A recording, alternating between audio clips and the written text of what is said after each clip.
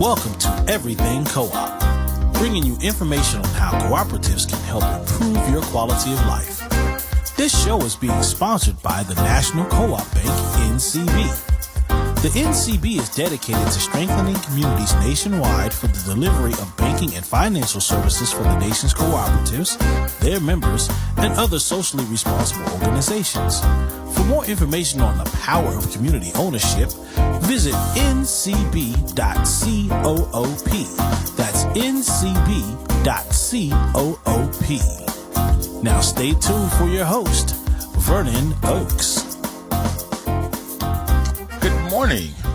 Welcome to Everything Co-op. I'm Vernon Oakes, and this morning I have the pleasure of talking to Andria Barrett, who is from Toronto, Canada. Good morning, Andria. Good morning, Vernon. Hello, everyone. Hello from Canada. Thank you for taking time out of your busy schedule to be on with us. You know, this month we're celebrating Women's History Month, and their theme this year is celebrating women who tell our stories. And you are one of the founders of Banker Ladies Council, and so I'm wanting you to tell the stories of Banker Ladies today. And what is this Banker Ladies Council? Absolutely. I love the theme of telling our stories because nobody should be telling them besides ourselves. Amen, bro. That's right. So the Banker Ladies Council came together under the leadership and formation of Dr. Shenaz Hossein, who I think you are familiar with. Yes. She's one of the professors at the University of Toronto who we are very fond of. She's doing a lot of work. She coined the term Black social economy. So the Black Banker Ladies, we came together. We're a membership of about 10 to 12 women, all from the GTA, so from the Greater Toronto area. We have come together with a common goal to advance ROSCAs, to educate the broader Canadian society on what cooperativism, mutual aid, and what ROSCAs are. So that's how we came together. Okay, so she has been on the show, Dr. Shenaz Hossein, but and she's told us what ROSCAs are. So, but since you've mentioned them, maybe perhaps there's some people out here that don't know. What is a ROSCA? ROSCAs are what we're calling a global phenomenon. So ROSCAs are an acronym. It stands for Rotating Savings and Credit Association. If you are from the islands or from the continent of Africa, you probably never heard the term ROSCA. You call it something else. So I grew up in a Jamaican household. My parents are from Jamaica, so a Caribbean West Indian family. Never heard the term ROSCA, heard the term PARDNA. I know in other countries it's called Susu or Osusu. It's called Hagbad in some other countries. In India, it's called Chit. In Guyana, they call it box hand. In South Africa, they call it Stockfell. So ROSCAs is what I'm calling the academic term, Rotating Savings and Credit Association. But people from the islands, people from the continent, people from India, different parts of the world, they use their own vernacular and they call it their own thing. So Jamaicans, any Jamaicans listening, I'm talking about a partner. Your partner hand and your partner draw. And how you spell it? Is that P-A-R-T-N-E-R, like a partner? Is that what you're saying? It depends. I've seen it a couple ways. So you hear it sounds like Pardna, P-A-R-D-N-A. Sometimes it's written like that. Sometimes you'll see it as partner, P-A-R-T-N-E-R. So it depends on where you're reading it. If you're reading a Caribbean newspaper or a blog post, they're probably going to call it Pardna. But if you're reading it more in academic terms or in journals, it may be called partner. Okay. So your family is from Jamaica. Mm-hmm. Okay. And they did these ROSCAs in Jamaica, and they brought this with them to Canada? Yes, my family brought it with them. And I imagine a lot of other Caribbean families brought it too. So in conversation with people, when I'm bumping into them, I say, do you know what I say, do you know what a ROSCA is? And they look at me like, no, I don't know what a ROSCA is. So it's like, were you ever in a partner? Or did your mom do a partner? Oh yeah, I know a partner. Which Jamaican hasn't been in a partner? Or, Guyanese people, women, when I encounter them, it's the same question. Do you know what a ROSCA is? They look at me and like, no, don't know ROSCA. You know box hand? Oh yeah, I know box hand. I used to follow my grandmother when she went to go collect money. So people are familiar with it. So what I love is that this is what our grandparents were doing, our great-grandparents were doing back home to sustain themselves and their families and their community and their businesses when their children or grandchildren came to other countries and through immigration, they brought these traditions and cultures and values with them because this is what they know to be a way to save money, and it's their way of banking. So save money. Okay, how does this thing work? How does this ROSCA work? Okay. All right. Tell me. So when I was younger, this is how I saw it. And then as I grew up and started participating, basically this is how it works. So there could be a group of 10 women who get together, who want to create they want to do a partner, their own informal cooperative, their own informal sorts of banking. Let's say everyone puts in $100. So you have 10 women putting in $100, that's $1,000. 10 women means it will be 10 months. So every month, someone's going to get a draw. They're going to get their partner draw or their ROSCA pot that month. So let's say it's you, me, Vernon, Andria, and 8 other people. So let's say I get the first hand. So we meet. We say on the first of the month, everyone send in your money, or everyone come to Andria's house on the first of every month to drop off your $100. And then on the third of the month, whoever gets the hand will be collecting it on that day. So 10 people, $100, coming together collectively, pooling their money so they can support each other. And then every month, you keep supporting the ROSCA by putting in your $100, but everybody gets a turn. I get month 1, Vernon gets month 2, Susie gets month 3, Velma gets month 4, so on and so forth, until everyone who's put money in has received their draw of $1,000. Okay. So using your example, well, first off, you said 10 ladies, and then you put me in there. I'm not a lady, so I don't know how I got in it. But, okay, I'm in it. Okay. Being inclusive. Being inclusive, okay. But I got my second draw. So let's say this thing started in January. 10 folks, we came together on the 1st, and we put in $100. You got the first draw. So you put in 100, you got 1,000. The second month comes along. I had put in 200. I get 1,000 out. What keeps me from paying the next 8 months? I got 1,000. I'm ahead of the game by $800. Good question. I love this question. ROSCAs are built on trust and reciprocity and taking care of each other. So imagine back home, it started as a community and a way to support and help one another. First of all, to be in someone's ROSCA or partner, you can't just be anybody off the street. ROSCAs are built on trust. The banker lady or banker gentleman has to know you and let you into the ROSCA. So if I can imagine back home, people will know, oh, it's Vernon. Vernon's grandmother lives down the street. They shop at Vernon's grandmother's place. They take care of Vernon's grandmother. You're part of the community. Everyone is a part of the community. You may even be related to the other people in the ROSCA. Typically, you have something in common. It could be language. It could be family. My aunt used to run a partner, and like my other aunts and uncles and mom and cousins and friends from work were in it. ROSCAs are built on trust, and the people that are in your group are people that you know. Andrew, I don't trust you, okay? I got to tell you, I just don't trust you. What keeps me from just putting $100 down over 10 months, and at the end of the 10 months, I got my $1,000? Why would I want to put in? At the end? Yeah, at the end of the 10 months. By me putting $100 in starting January, come October, 10 months pass, I got $1,000. And I have to worry about this trust thing. I got my money. You've seen us every month. We've had food together. We've supported each other. We've been to each other's family celebrations or funerals. You wouldn't do this to the people in your ROSCA. $1,000. We're here to support you. We've given you money. We've given you our money so that you could go do what you had to do until it was your time. A bank wasn't supporting you. No other organization was supporting you. We are your people. We are your informal bank. We are all moving toward the same goal. You wouldn't do that to us, Vernon. And can I say, I've been in partners, and my family has been doing this for years. I've never heard of a negative situation. Never heard of anything happening. Of course, I'm sure there have been incidences, but personally, I've never heard of anything negative happening. This is what community is doing to support each other. I want to help you. You want to help me. We're not going to do anything that will harm each other. So now if we get together every month or the first and we put in our money, do we share food? Is there a conversation? Is there some sense of socialization of the group of 10 people that cause people to want to get together to put the money in also? Something else that happens? Absolutely.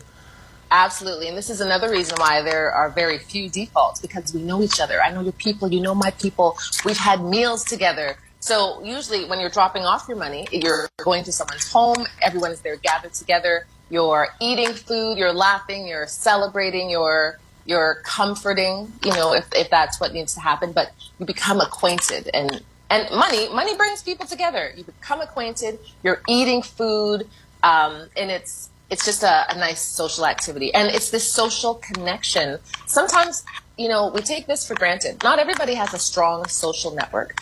Being in a partner or a ROSCA may be the only time you're really getting the opportunity to get close to someone or speak to someone or have someone take the time to look into your eyes and listen to you and check up on you. It's almost like a well-being check. How are you doing? How was the last month? How are the kids? You're working on this business. You're using your partner to buy inventory to get your business off the ground or to help you import more material or do whatever it is you need to do. So we, as ROSCA members, are an extension maybe of your business or an extension of your family. We're there to support. But food, absolutely. Absolutely. Okay. I want to come for the food, if nothing else. Okay. Okay. All right. So every month we come together. How is it decided that you got the first one and I got the second draw? How is that decided? Is there something at the beginning? Oh, and I want to talk about, you said that there's a banker lady, that somebody that's sort of in charge, that you give the money to come to Andria's house every month, and Andria takes the money. How is that decided who that person is? And your aunt was doing it at one point. Okay. How is it decided who that person is, and how is the draw decided? Good question. So how is it decided? So the banker ladies take it upon themselves to start a partner. So if it was something that started back home and they're coming up here now, whoever comes up with the idea and says, hey, I want to start a partner. So my aunt's name is Sandra. She works in long-term care, and there are a tremendous amount of people of color, Black women, who are working as PSWs or registered nurses aides. So they have things in common. They remember what they were doing back home or when they first came to this country. So my Aunt Sandra, who's been in a partner, decided to start one. So she just organized it within her long-term care facility, and she became the banker. As the banker lady, you're in charge. So you can say and help people figure out when they're getting their draw. So Simone comes to you and says, I really need the month of April. If no one else has picked it, you get the month of April. So when the partner starts, she'll say, okay, I'm starting a partner next month. Partner starts in April. Who's in? She figures out who's in. They let her know what month they want, and it goes from there. It can be first come, first serve, or based on trust. If you're new to her partner, you're not getting the first draw. You're not getting the second draw. You're probably going to get the last draw, because that is the built-in insurance to make sure that you, new person, are going to stick around. We're going to show you how this works and minimize our risk of default. So let's say I'm scheduled for the 8th draw, but on the second month, I have a emergency. Okay, doctor's bill, something. I have some emergency. The question is, could mine then be changed? Could that be negotiated where it's changed, where I'm not the 8th month anymore, I get the second month? And before you answer that one, before you answer that one, we're going to take our first break. Okay. And for everybody out there, we're talking to Andria Barrett, who is in the greater Toronto area. She is from Jamaican heritage, and we're going to come back and talk more about ROSCAs that's working together with trust. We'll be right back. Please don't touch that dial.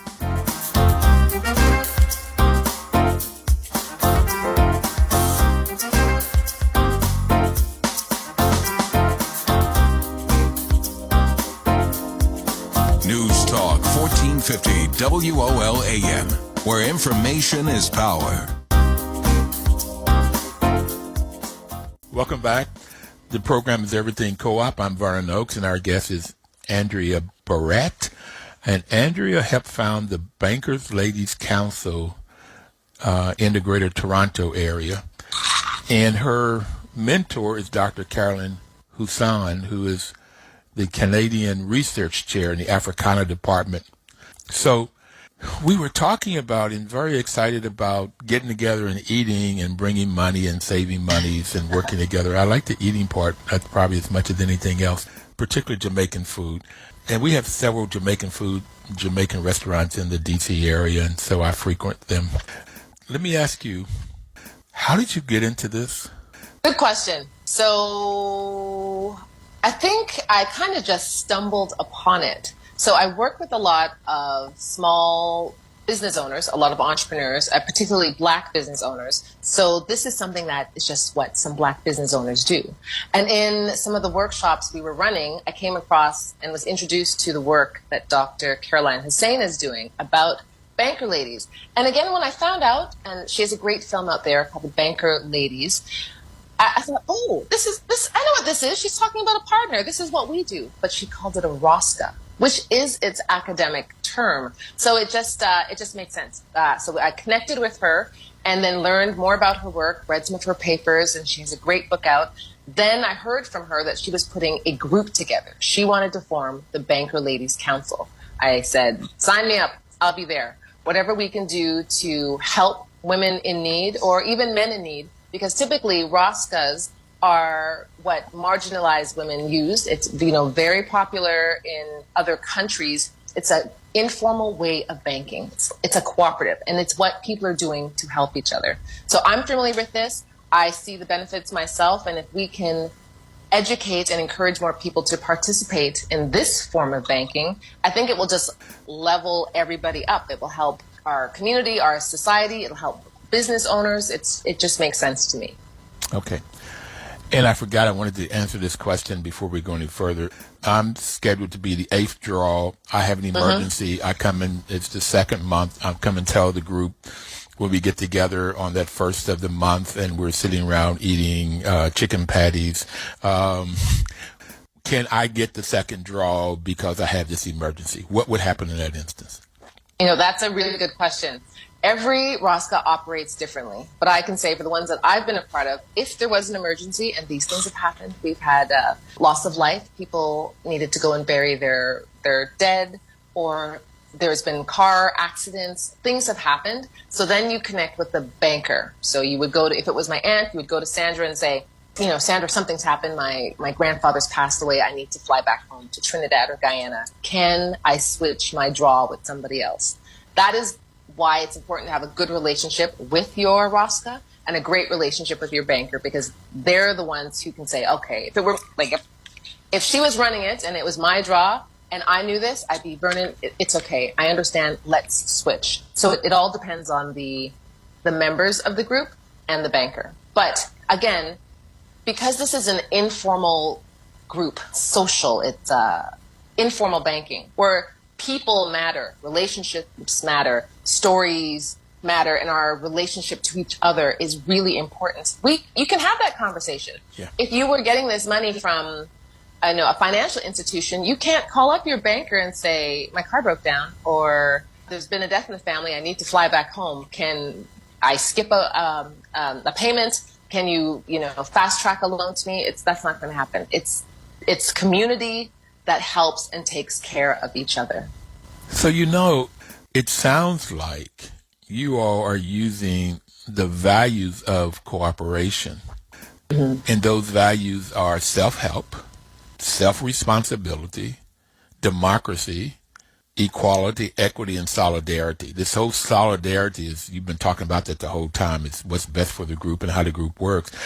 But the founders of corporations also believe in the ethical values of honesty, openness, social responsibility, and caring for others. And this seems like this whole process is caring for each other and both having a way of socializing where you can come together and break bread and talk. But whenever there's an issue, you can come and talk and get support from the group.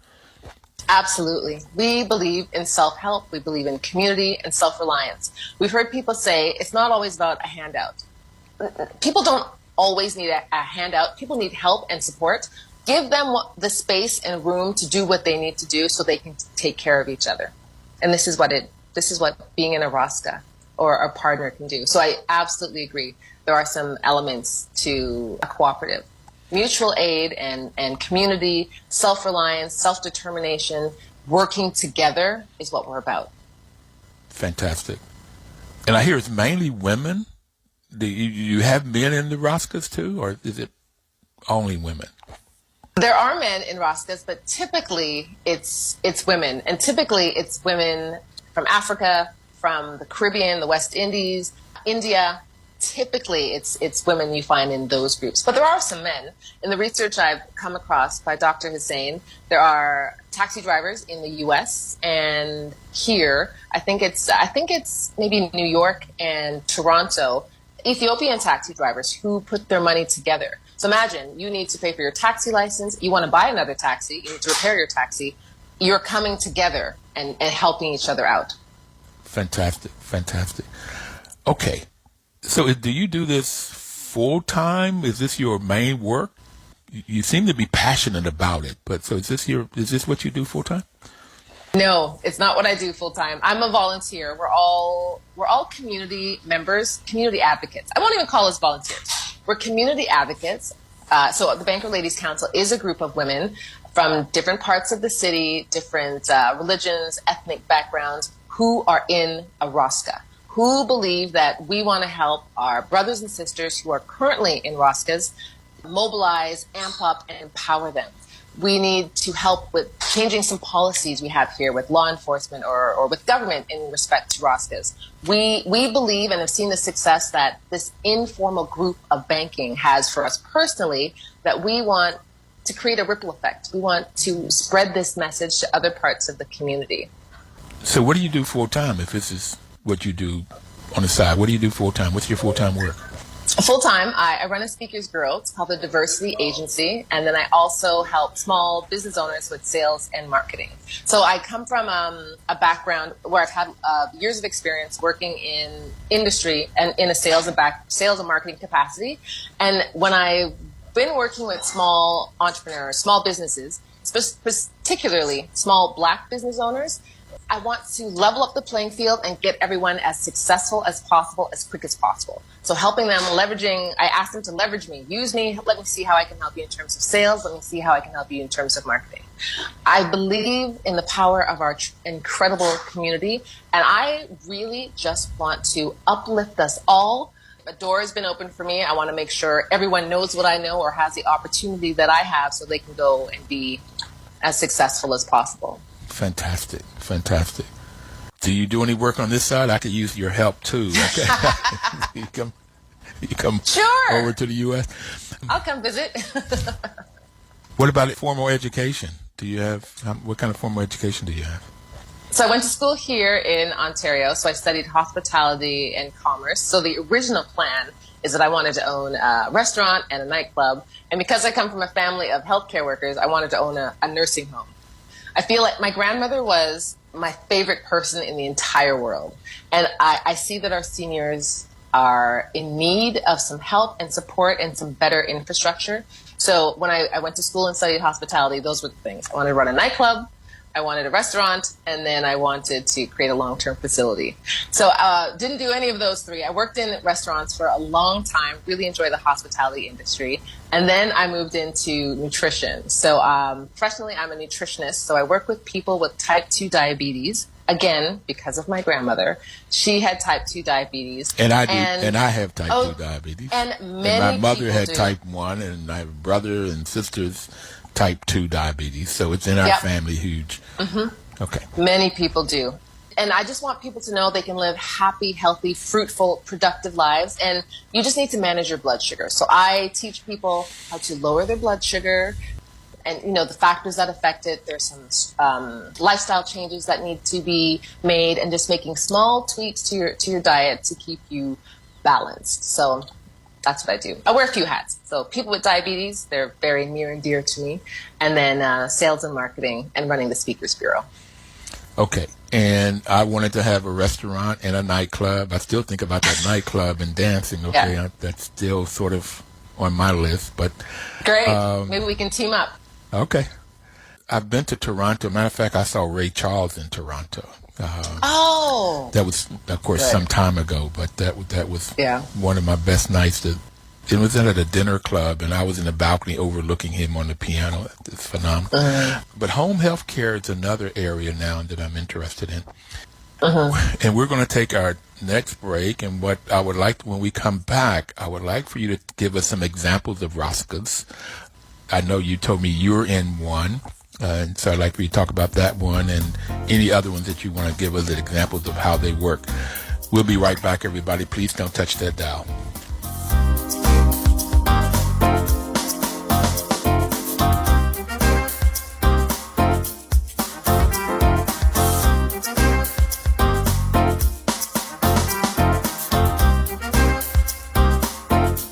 News Talk 1450 WOLAM, where information is power. Welcome back. My name is Vernon Oakes, and the program is Everything Cooperative. And our guest is Andria Barrett, and she's with the Banker Ladies Council in Toronto, Canada. And so, Andria, said when we come back, I wanted you to give examples of ROSCAs.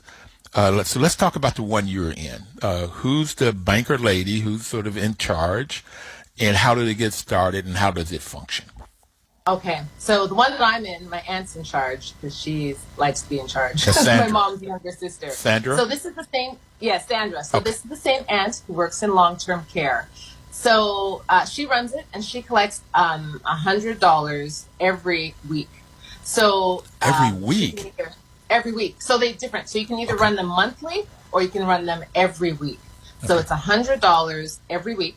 And I think there are about 20 people in this ROSCA. And so when it first started, this one started the first week of January. She will ask you, okay, when do you want your draw? And so I'm not particularly fussy about when I get it. I'm not saving up for anything in particular. I just like the idea of getting a lump sum and either applying that to a credit card or applying that to an investment or applying that to a business or using that to help or fund someone. So our group is mainly women. I think there's one man in it, and it's predominantly people that are either related to us or in the nursing home that she works in. I'll give you another example. So my sister, again, grew up with partners. Wait a minute. This is the. So I just want to make sure I get clarity on this one. Yes. You're going to another one? Let's talk about this one. I want to get... Okay.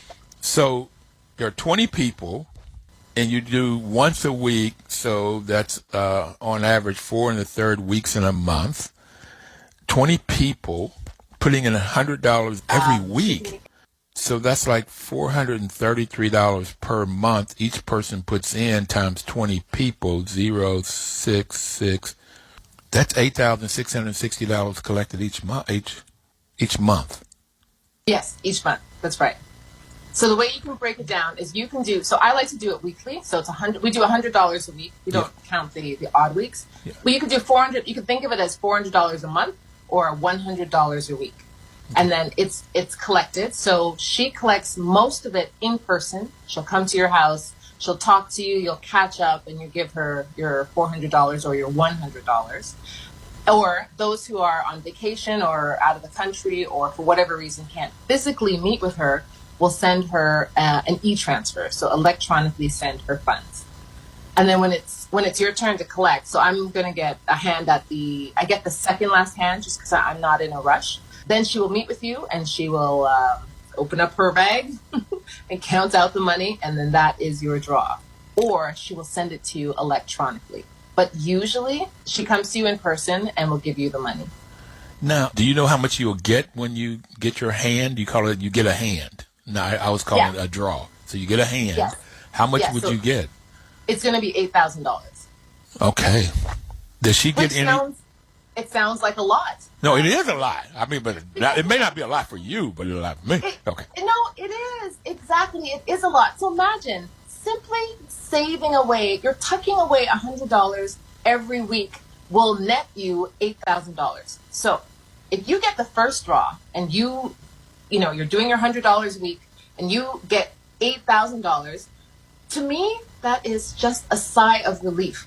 If you are paying down your credit cards, there's lots of interest there. You are now able to make a lump sum payment. If you're saving for a home, you are now able to put down a deposit. Some of the deposit structures for homes here is 5,000. First installment's 5,000. 30 days later, you need to make another 5,000.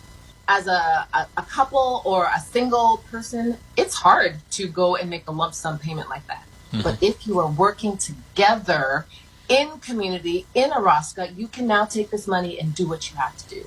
When I was younger, my mom, my dad just goes with what my mom does. Oh. These partner hands is what paid for furniture. It's what paid for the home. It's what sent kids to post-secondary education. I feel like it's such a powerful technique or tool or vehicle that will help people. My sister, I saw her in a partner as well. My sister is also a nurse. So I mentioned I'm surrounded by people in healthcare. Yeah. My sister's a registered nurse. She also works in long-term care. And I saw her pay down her mortgage. I saw her buy her house, and I saw her make lump sum extra payments on her mortgage every single year, while other people around her were, just paying their mortgage payments. Yeah. She would make that extra payment. And now we all look at her and say, we see it. Good for you. So she used this traditional way of banking, this informal style of banking that came from the Caribbean or from Africa to better herself. She's paying way less interest compared to some of her peers. And now she's sitting comfortably. She's in a very good position. So I think, I don't remember the math, but if you pay an extra year on your mortgage, you reduce your mortgage by, if you pay an extra month, you pay 13 months worth over a year, you would reduce your mortgage by 7 years because you're reducing that interest. But some numbers like that. So she's paying extra. You can really reduce the payment on a 30-year mortgage by making a 13th month every year. You reduce it by 7 years. It's phenomenal, the math that works in there. That's what I love.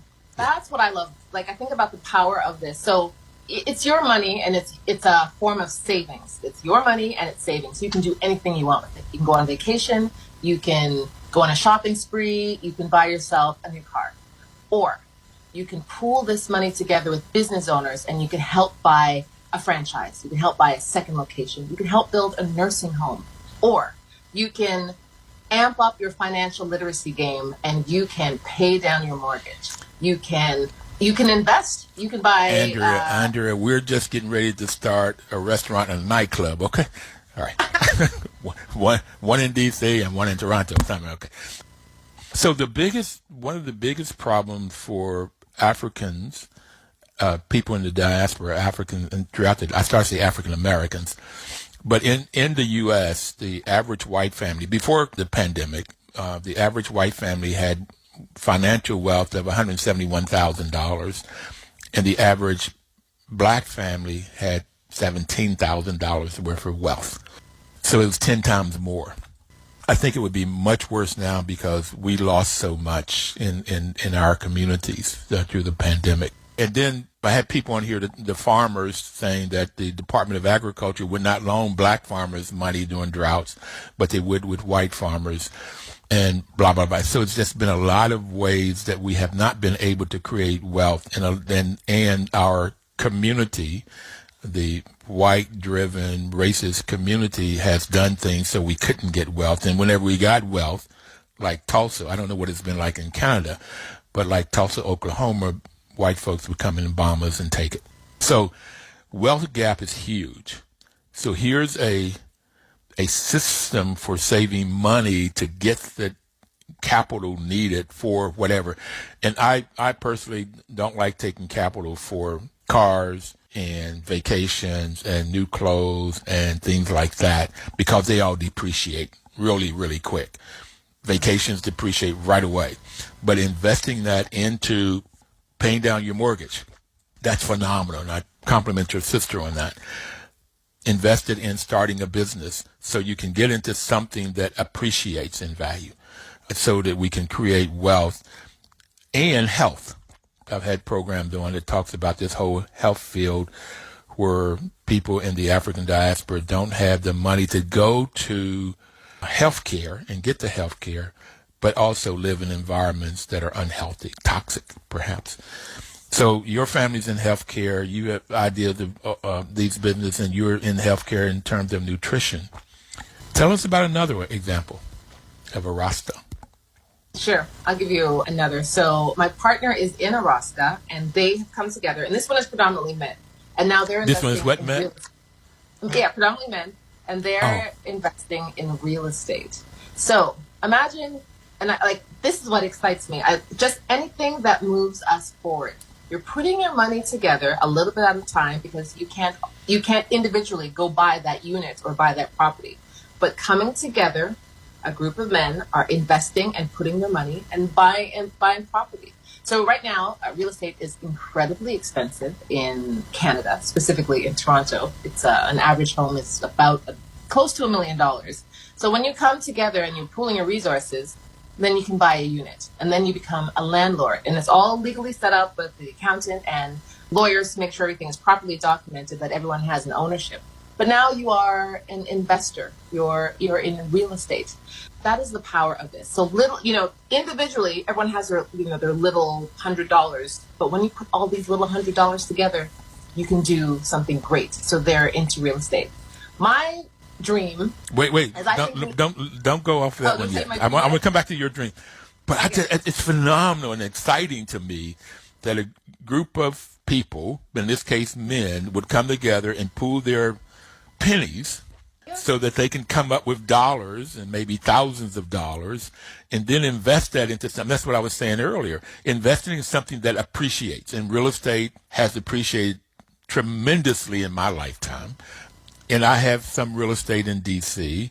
because that's a place, and you want this passive income. You want to be able to, when I sleep, I'm making money. It's not just totally on your labor, and that's what most of us we can only trade on our labor. So it's how do you get that? That example is just fascinating. Thank you for sharing that one.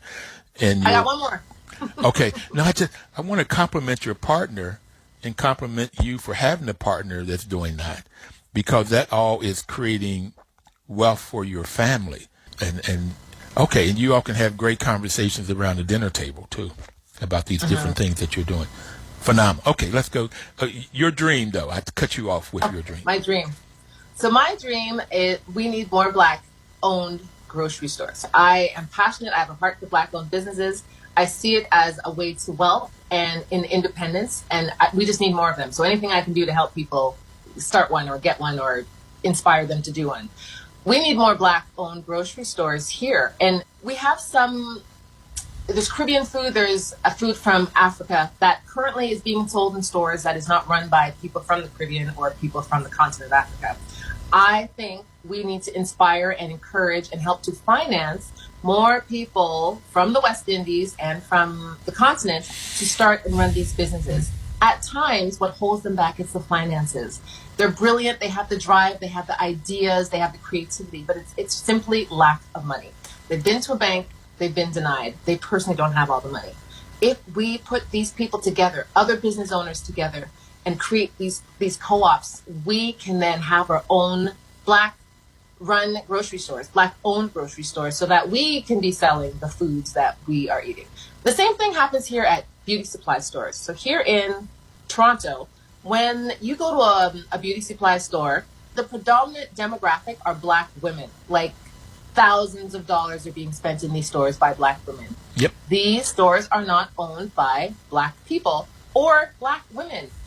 So I want to help people from our community start Black beauty supply stores, start Black-owned grocery stores, because that's we eat and we get our hair done. So if we had more of this money in our community and we ran these businesses, that's how you create generational wealth. That's what we need. And if anybody listening to this wants to do this, reach out to me, because I want to help. If we get enough people together, like you said, it's just taking a little bit, putting it together collectively, then we have a lot. Then we can start to do our own things. We can finance our own projects. We can build our own hotels. We're going to take our final break and come back and talk about that one. That's what we're going to come back and talk about. We'll be right back.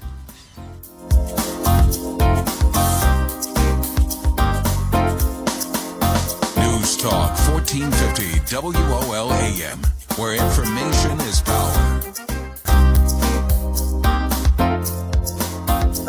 Welcome back, everybody. This is Vernon Oakes, and we're talking to Andria Barrett. Andrea, this hour goes by so quickly. There's so many things I want to talk to you about. Before the break, you were giving us examples of starting what I call food co-ops. You were just in food stores, but food co-ops where people pool their money together and so forth. But before we end up talking about that or home healthcare worker co-ops, beauty supply co-ops, tell us, you had a third example of a ROSCA, did you? Mm-hmm. Okay. Tell us about that. So I had wanted to start an organization that helps Black female founders. So Black women who started businesses who were having trouble accessing financing. So we hear stories all the time about people who were denied loans at the banks, or just they don't have the money. They're brilliant. They have the idea. Maybe their business is already running, but they just can't do it. So coming together, bringing people together to be in a partner, to take that hand and lend it out to entrepreneurs. That will help. And sometimes they need a little bit of money. They need $1,000. They need to make T-shirts. There's a festival coming up. Or they need $5,000. They need to get enough food because they're serving food at a food festival. So little bits of money. We call these like the micro businesses. Okay, so let me make sure I understand something. Okay. So you wanted to start a ROSCA of, let's say, 10 people, and putting in $100, but every time there's a hand that goes out, it goes to a business owner as a loan. Is that Yes. Is that it? Do I have it? That's right. So I could be a member of that. Yes, that's right. Because it's our money, like it's my money and like the other 9 people but we are not using it for our own purposes. We're collecting this money so we can lend it out. Love it. Out. Because we see these women, and I say particularly Black women, because they are the most underfunded. The venture capitalists ignore them. They just have a harder time. And typically, Black entrepreneurs have had a harder time getting financing for their businesses. So we see these people every day, all the time. They just need a little help. So putting this group together so we can lend out money. And I know one of my colleagues, who's also a banker lady, she does this in her community, and they have funded 2 women who have snacks. So I believe they're from Nigeria. These women needed help. They couldn't get financing, but they needed help. So they used this partner money. They lent it out to these business owners who are repaying the loan back. And now they have packaging, and now they're getting their products in stores. And I look at that and I say, like, that's all it took. So they were denied at all sorts of places, but their own people came together and said, okay, let's put our money together. We'll lend it to you so you can go do your manufacturing, go sell your products, get them listed in these grocery stores, and then start paying us back the loan. So they sell snacks. You said snacks. They sell food, and they had to package the foods and have all of the money to do this packaging and stuff, and then get it into the stores. And so they were able to get the money, the investment, the capital they needed from their neighbors, from their people in the community. That's right. Phenomenal. Wonderful, lady. Wonderful. Isn't that beautiful? Like, just because you're denied elsewhere doesn't mean your own community can't come together to rally around you and help you. And then when you're successful, you then help the next person, or you then join the ROSCA and you put money in, maybe even more money, so that we can help. This is how we help and grow Black entrepreneurship in the country, in the world, and this is how we become more homeowners, and we own more commercial property, and we just become more self-reliant and successful. So let me quickly talk about the 4 types of co-ops, the 4 sectors. So if a business is owned by the employees, owned and controlled by the employees, it's called a worker co-op. So any of these businesses you've talked about could be a worker co-op. It could be a food co-op, could be a worker co-op. It could be that home health care could be a worker co-op. Any business that you can think of.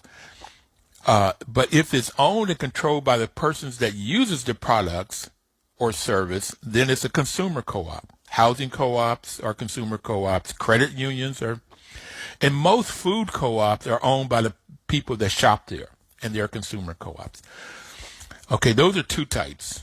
The other 2 types are if a group of people or businesses come together to purchase products that they need for their business or their services. They come together so they can buy in larger volume, and that business become an expert in what they need to purchase. It's called a purchasing co-op, and farmers use that, artists use it. Right now there's some standalone purchasing co-ops that help, and one in D.C. that helps churches and schools. So another group of people or businesses come together to market their products or services to get to more markets at a better price, and they're called either marketing co-ops or producer co-ops. Farmers have created Cabot Creamery, Land O'Lakes, Ocean Spray, and Andria, there's a group of black women artists in Pittsburgh, Pennsylvania in the U.S., and they created an Ujamaa. They have a storefront where they create their necklaces, their jewelry, their paintings, their clothing, and they have a storefront that can sell it. Each individual artist could not afford a storefront, but working together they could.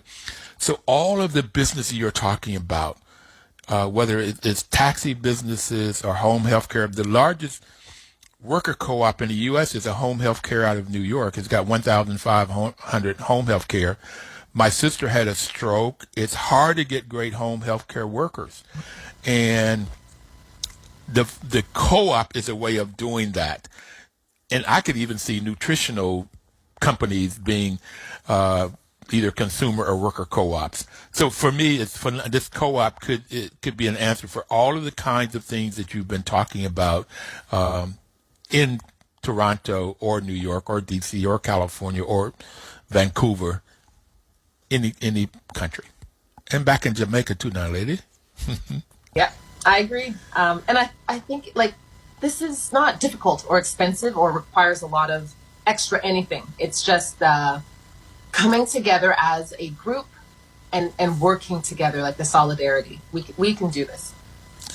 Well, I would say what it takes in the heartbeat of a co-op is training, is education, is information. Mm-hmm. That's what it takes for people to really get in there and learn and work together. Also, how do you resolve conflict? Because it's going to happen. That's right. And you know, speaking of that is what Dr. Hossein wants to do. So the Banker Ladies Council, our next step is we want to create the ROSCA Federation. So create a national organization right across the country that will empower, educate, and advocate for women and people who are in ROSCAs. She mentions that, and we've seen this, it's hidden. Growing up, I thought this was illegal. I didn't, you don't tell anybody you're getting your part in your hand because it's something that you don't know that other people know. You think, oh, only your own family does this. But now, learning about her research and connecting with other people, especially in the Banker Ladies Council, different languages and religions, and they call it something different. You're like, whoa, you guys do this too? There are millions of dollars circulating across the country in these ROSCAs, and people, she mentions, have been harmed when they go to the bank. Sometimes they have a hard time. People look at them funny and they're suspicious. Where did you get this money? How does this work? Got to be something illegal that you've gotten this big $8,000. Where'd you get $8,000? Yeah. Exactly. So people are being asked questions. So we want to make sure we can create a space where we can educate people, we can empower them, we can take them. So you get your $8,000. What are you going to do with it? Maybe you need to invest it. You need advice and guidance on different mutual funds or sources where you can invest and get a return on investment. We really want to uplift our community and educate them, motivate them, and be the voice for them. So this is something that we don't have here in Canada now. It's sort of like in different pockets, but as we're learning more and more, there are many women and men participating. We want to come together as a group and be able to move as one group and speak with one voice. So I would find it interesting if you could take a ROSCA, let's say the ROSCA that Sandra, your aunt, has, and 20 people, and say, let's start a credit union. Oh. We take this. My language. You're speaking we take this hand, your hand of 8,000, and all these 20 hands, and maybe everybody couldn't do it because they have a need or an emergency. But if you had 20 times 8,000, 20 times 8,000. Wait a minute, I'm getting my zeros mixed up. That's $160,000. Yes, your zeros are correct. Okay. Right? And so what do you do with that money? What can't you do with that money? That's commercial property. That's letting the next generation of medical technicians, beauty shop owners, healthcare professionals. You can start a trade school. We need more trades in this country. You can buy commercial property and rent it out to whoever wants to rent and pay you rent. You can do anything. Which is what I love. I love that you can do anything. This is your money. This is us working together. Nobody can tell us what to do as a community. We can be as successful as we want to be. This empowers you and frees you to do what you need to do to be successful. So I've had people on the show that said in 1930, 5 people came together with $20 each, $100, and they started a credit union. That credit union has $1 billion worth of assets today. So what could you do starting a credit union? All right, we only have 1 minute left. What would you like to leave people with? What message? Quick. The message I would like to leave people with is, if you are in a ROSCA, first of all, congratulations, and keep going. Try to bring other people in, because this is how we can uplift and motivate our community. If you are in Canada and interested about learning more, I encourage you to look for Dr. Caroline Hossein, or look for us. We are the Banker Ladies Council. We want to educate and empower and inspire people to create ROSCAs, to build self-worth, and if this is the way we do our own self-help. Fantastic. So thank you for your time. Thank you. Thank you for being on, Andrea. And everybody out there, we'll see you next Thursday. Please live cooperatively and start a ROSCA. Start a ROSCA.